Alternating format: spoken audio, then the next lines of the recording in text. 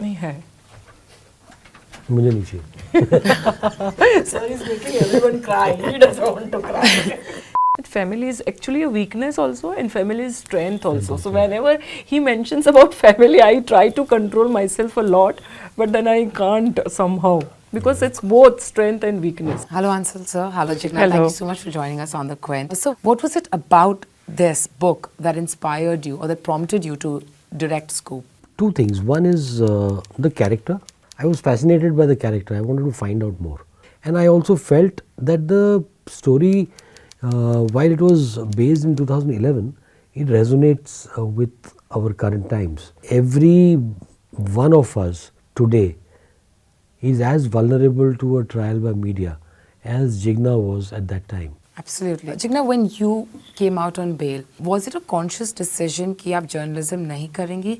No, at that time when I came out of bail, obviously that was a conscious effort not to get back into this field, because too many things had happened. But gradually when certain events happens in the city, I do miss my field work and everything.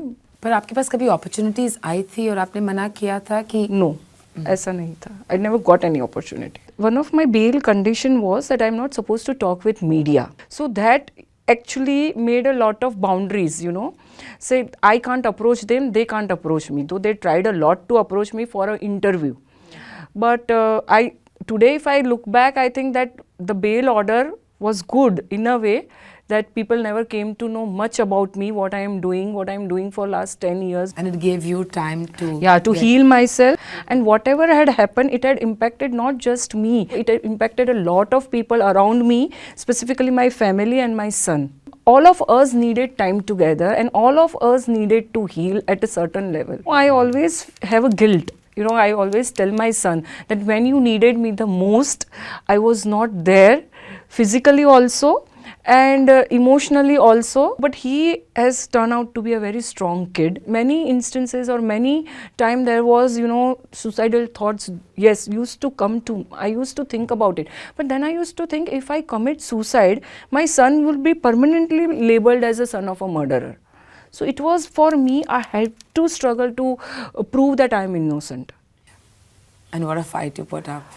So of course, when the director is telling stories like these, there is always a little leeway that they take when it comes to fictionalizing characters or a little bit of the story. What is it in the show that is fictionalized just for the effect for a series? We took a very conscious call that we are going to interpret this, and we are going to change names. There are many elements of fiction in this.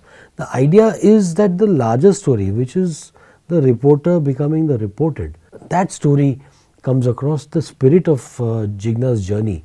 That is communicated in the most effective and dramatic way possible. I am not a documentary filmmaker that I will say, okay, first day this happened, day 2 this happened, day 3. It's not a story about events, it's a story about people. That's why you will see we have fictionalized most of it, except for the backdrop in which it is set. At the heart of it, you see, the story is it's an emotional family drama. The damage that is done to that small unit, which is the family, which is living its simple life, living ordinary aspirations, the death of those aspirations. It's also about somebody's spirit, which is why the child resonates, because at that age the child's spirit, and I mean that I can tell you openly that is inspired from her life. That is not fiction. There is this spirit to survive that kept them going, and I think it is important to show that. I think that's the larger story, that the spirit of the family.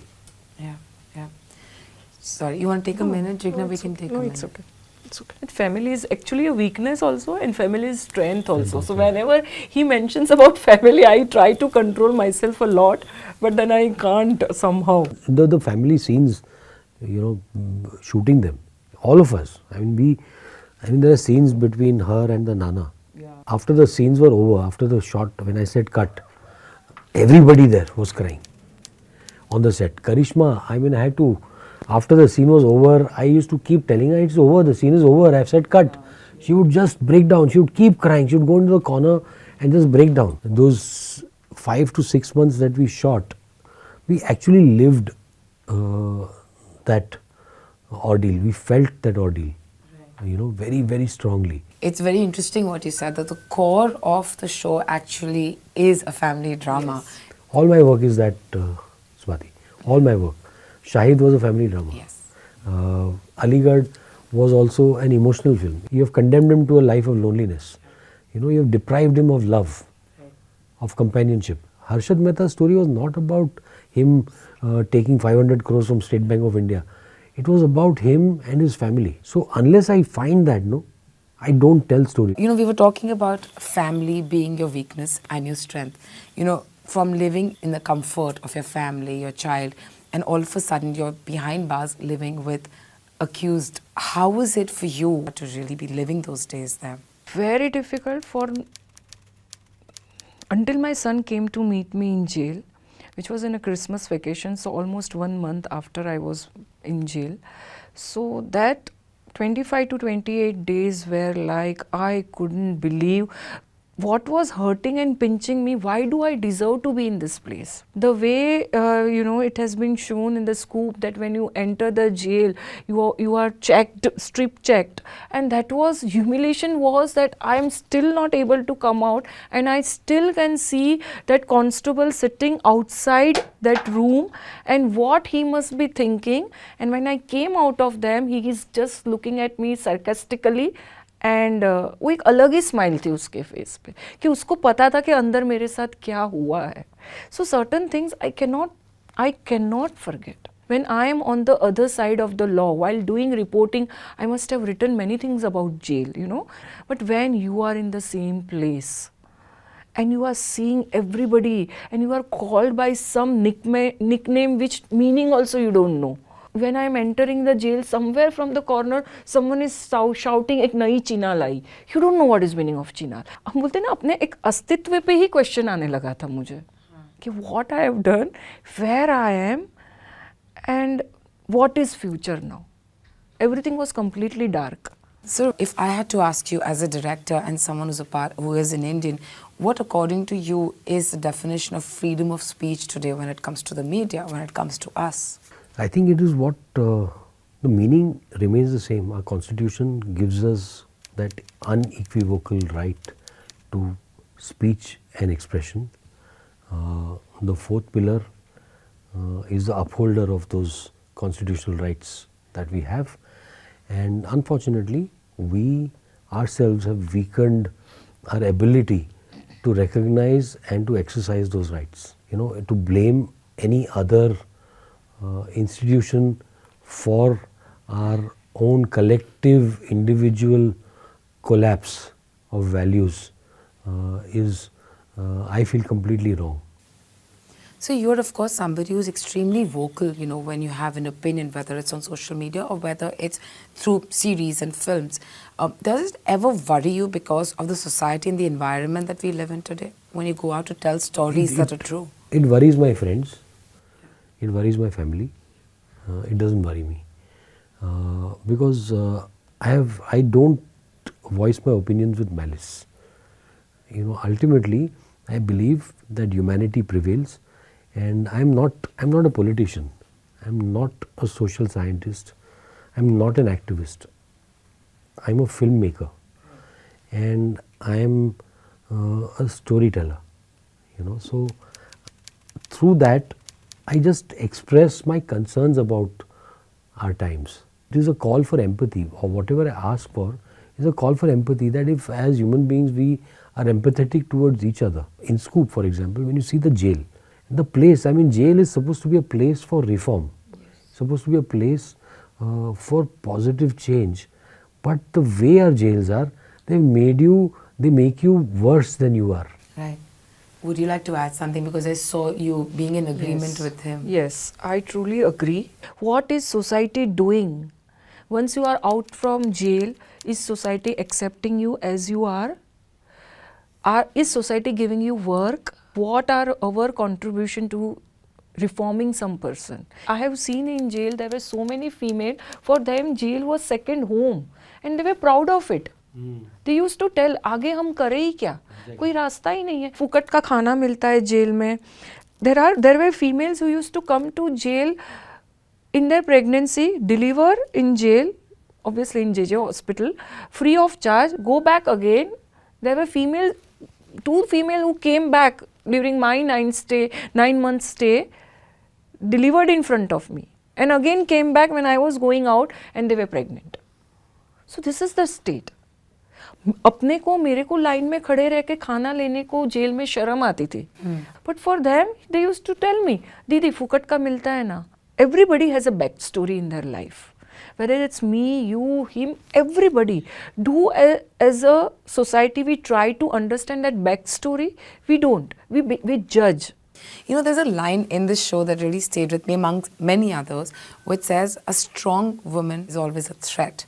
Is this what you see around you? This is a patriarchal conditioning that we grew up with, all of us. I mean, whether consciously or unconsciously, I would have felt it at some point in my life. Through my stories, I am trying to exorcise that demon that my society has, made me grow up with. Yeah. I've seen my mother being treated that way, everyone. So you see that, and that conditioning has to change. That's why we tell stories. Yeah. Yes, I truly agree that society won't accept strong women. Whether it's in professional or in a personal relationship also. No men would like, that's why I don't have a man in my life probably, because they don't want a strong woman in their life. Somehow or the other, sorry sir, but they want to dominate only. So No, you don't have to say sorry to me. Yeah, it's our experience. I have a wife. No. I have a wife who's the opposite. No, this is on a she's broader- a strong man as a threat like me. So it's on a broader platform, yes, men doesn't accept strong women. No, it's also conditioning, patriarchy. Yes. We have such deep-rooted patriarchy. I'm getting so many messages from women whom I don't know at all, and they are messaging that we are facing the same thing in our workplace or at home. So it is about everyone. It's not just about me. I think it's not just what happened to you professionally, it's what happened to you even before you became a reporter, came here, is what people are relating to, because in those times to walk out of your house with a 4-year-old, it takes a lot out of a woman. That was a very, very big decision for me, because 7 years I was into marriage, and the way things were happening was really intolerable. And my son started doing the same thing what his father was doing to me. So that was a trigger point for me. I just walked off with one bag. I was based in Gujarat, and I just said that I'm going for a vacation and I will be back. After that, I told my Nana that now I don't want to go back. And they were like, "Arey, you should have told us long back. Why you want to go through this shit?" Yeah. Then he called my ex-husband and he told that she would not like to come back now. There's the one question that we've been saying that, the one thing that is stuck in my head is, why me? Is that something you're still struggling to get an answer with? Is that something that is still staying with you? I think so, it will die with me. And who did what? I have left everyone on their karmas, Yeah. whatever. Yeah. Thank you so much, and Thank you. you're very inspiring. Thank and thank you so much, sir, for telling this story the way you have. Thank you so much. Thank you. Thank you.